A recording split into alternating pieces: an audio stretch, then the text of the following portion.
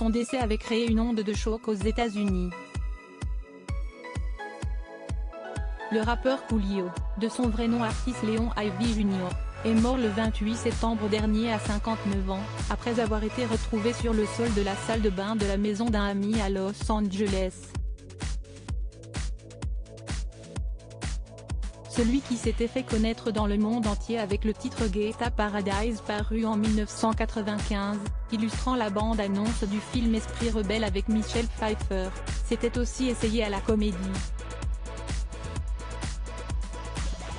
Si dans un premier temps, les secours ont pensé que Coolio avait succombé à un arrêt cardiaque, le certificat de décès du rappeur, relayé par The Daily Mail ce jeudi 6 avril, réfute en grande partie cette hypothèse.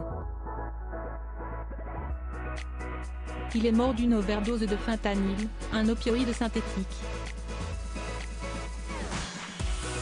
Le certificat mentionne aussi que celui qui avait vécu une histoire avec Afida Turner était un grand fumeur et qu'il avait d'autres affections importantes puisqu'il souffrait aussi d'asthme sévère, d'une cardiomyopathie, une maladie acquise ou héréditaire du muscle cardiaque pouvant entraîner une insuffisance cardiaque et il avait aussi consommé, peu de temps avant son décès, une drogue hallucinatoire, le PCP. Un décès considéré comme accidentel, il suffit d'une petite dose de fentanyl pour déclencher une overdose. 2 mg seulement, l'équivalent de 5 grains de sel, suffisent pour provoquer la mort. Sur le certificat de décès, il est indiqué que la mort de Coolio est considérée comme un accident. Le fentanyl a été mis au point en Belgique dans les années 1950 pour aider les patients atteints de cancer à gérer leur douleur. En raison de sa puissance, il est devenu très populaire parmi les consommateurs de drogues récréatives.